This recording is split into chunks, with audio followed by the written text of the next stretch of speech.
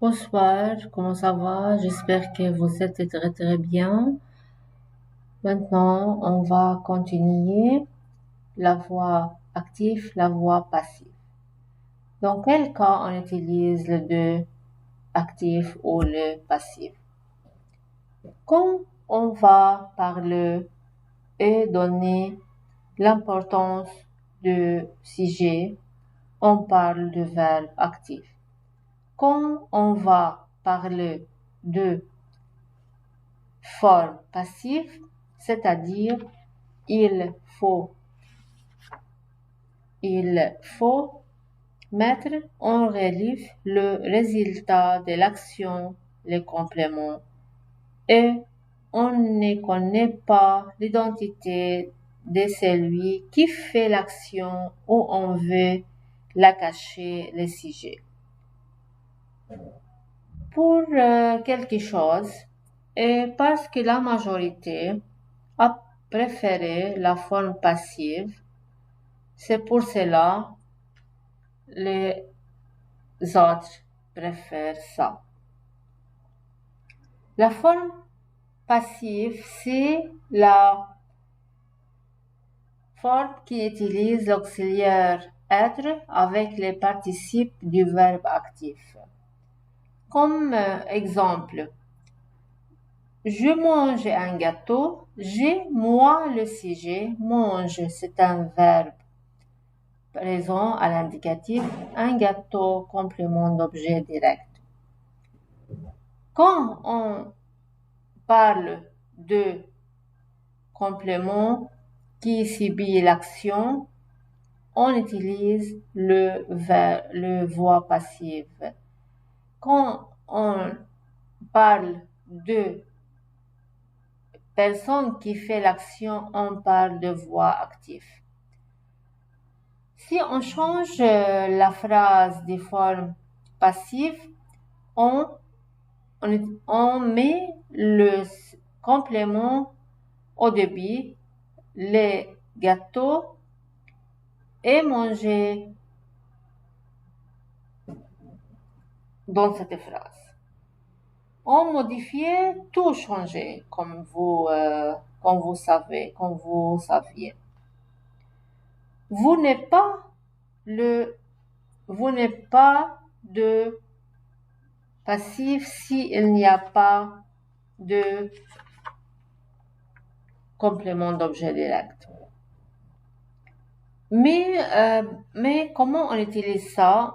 Pour le verbe présent, le chat mange la souris. C'est un verbe au présent.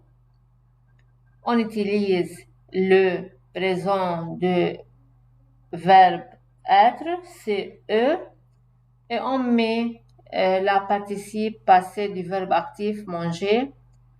Et parce que le verbe être s'accorde en genre et en nombre, on met la MIE. C'est pour cela que j'ai mis en relief le résultat, c'est-à-dire le chat qui fait l'action, la souris et la voix passive qui subit l'action, c'est les compléments. Comme j'ai déjà dit, auxiliaire être avec participe passé du verbe, c'est le forme passive et accorde avec le participe des genres et des nombres. Des genres et des nombres. Temps présent actif, le jardinier préfère le terrain. Ici, le jardinier, c'est un sujet, prépare, c'est le verbe au présent, le terrain, c'est le complément d'objet direct. En forme passive, le terrain est préparé par le jardinier. On utilise un autre exemple. L'agriculteur a récolté le blé. L'agriculteur, c'est une personne qui travaille dans la terre et qui récolte le blé, le maïs, et le tomate et tout. Ici, le blé, c'est qui subit l'action et l'agriculteur qui fait l'action. On change à la forme passive. Le blé a été récolté parce qu'il a été scellé, passé composé de verbe être.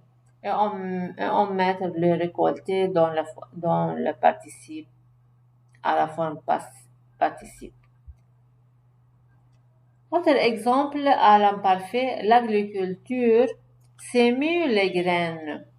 L'agriculture sème les graines.